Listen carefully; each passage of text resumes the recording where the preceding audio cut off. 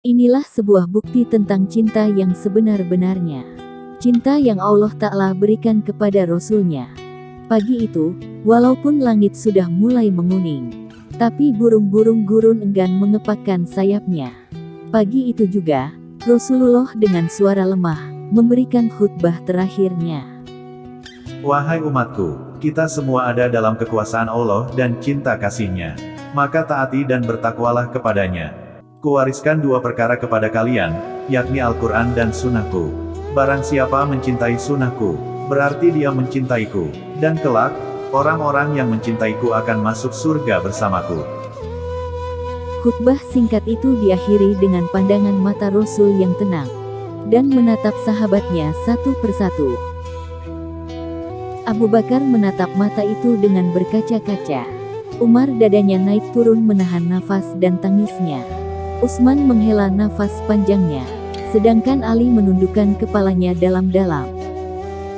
Isyarat itu telah datang, sudah tiba saatnya, Rasulullah akan meninggalkan kita semua.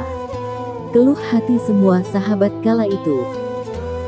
Tanda-tanda itu semakin kuat, tatkala Ali dan Fadl dengan cepat menangkap Rasulullah yang kondisinya semakin lemah dan goyah ketika turun dari mimbar. Di saat itu kalau saja mampu, seluruh sahabat yang hadir di sana pasti akan menahan detik-detik berganti. Matahari semakin tinggi, tetapi pintu rumah Rasulullah masih tertutup. Di dalamnya Rasulullah sedang terbaring lemas, keningnya berkeringat dan membasahi pelepah kurma yang menjadi alas tidurnya. Tiba-tiba, dari luar pintu terdengar seseorang berseru mengucapkan salam. "Bolehkah saya masuk?" tanyanya, tapi Fatimah tidak mengizinkannya masuk. "Maaf, ayahku sedang demam," kata Fatimah yang membalikan badan dan menutup pintu. Kemudian ia kembali menemani ayahnya yang ternyata sudah membuka mata dan bertanya kepada Fatimah. "Siapakah itu, wahai anakku?" "Entahlah ayah, sepertinya baru kali ini aku melihatnya," tutur Fatimah lembut. Lalu Rasulullah menatap putrinya itu dengan pandangan yang menggetarkan. Seolah-olah, seluruh sudut wajah anaknya itu hendak dikenangnya. "Ketahuilah nak, dialah yang menghapuskan kenikmatan sementara. Dialah yang memisahkan pertemuan di dunia. Dialah malaikat maut," kata Rasulullah. Mendengar itu, Fatimah menahan ledakan tangisnya. Malaikat maut telah datang menghampiri. Rasulullah pun menanyakan, kenapa Jibril tidak menyertainya. Kemudian dipanggillah Jibril, yang sebelumnya sudah bersiap di atas langit dunia untuk menyambut ruh kekasih Allah dan penghulu dunia ini. "Wahai Jibril, jelaskan apa hakku nanti di hadapan Allah?" tanya Rasulullah dengan suara yang amat lemah. "Pintu-pintu langit telah terbuka. Para malaikat telah siap menanti ruhmu. Semua surga pun terbuka lebar menanti kedatanganmu," kata Jibril. Tapi semua penjelasan itu tidak membuat hati Rasulullah lega. Matanya masih penuh kecemasan dan tanda tanya. "Kabarkan padaku bagaimana nasib umatku kelak?" tanya Rasulullah kepada Jibril. "Jangan khawatir wahai Rasul Allah. Aku pernah mendengar Allah berfirman kepadaku, kuharamkan surga bagi siapa saja, kecuali umat Muhammad telah berada di dalamnya," kata Jibril meyakinkan. Setelah mendengar itu, perasaan Rasulullah pun lega dan terlihat senang di raut wajahnya. Detik-detik wafatnya Rasulullah semakin dekat. Saatnya Israel melaksanakan tugasnya. Perlahan-lahan ruh Rasulullah ditarik. Nampak seluruh tubuhnya bersimbah peluh. Urat-urat lehernya menegang. "Jibril, betapa sakit sakaratul maut ini."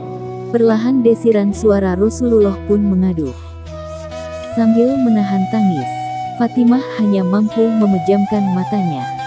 Sementara Ali yang berada di sampingnya menunduk semakin dalam. Dan Jibril pun memalingkan mukanya. "Jijikkah kau melihatku, hingga kau palingkan wajahmu wahai Jibril?" tanya Rasulullah dengan suara yang amat lemah. Siapakah yang mampu melihat kekasih Allah direnggut nyawanya? Kata Jibril.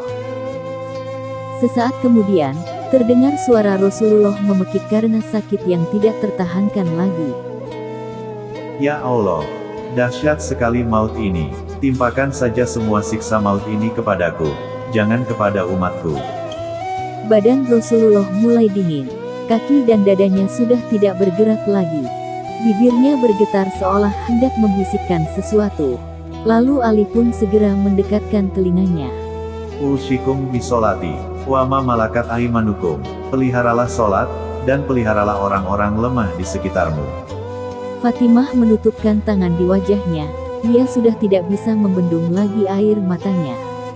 Ali kembali lagi mendekatkan telinganya ke bibir Rasulullah yang mulai kebiruan. Ummati, ummati, ummati. Itulah kata-kata terakhir manusia paling suci di dunia ini. Di luar pintu, tangis mulai terdengar bersahutan. Sahabat pun saling berpelukan, menguatkan satu sama lainnya. Dan berakhirlah hidup manusia mulia yang memberikan contoh dan suri tauladan yang baik. Yang menyayangi fakir miskin, memuliakan anak yatim, seorang ayah yang menyayangi keluarganya, dan seorang pemimpin yang adil bagi rakyatnya. Kami rindu padamu ya Rasulullah. Rindu yang tak terucap oleh kata dan hanya terasa oleh hati. Allahumma sholli ala Muhammad wa barik wa salim alaihi.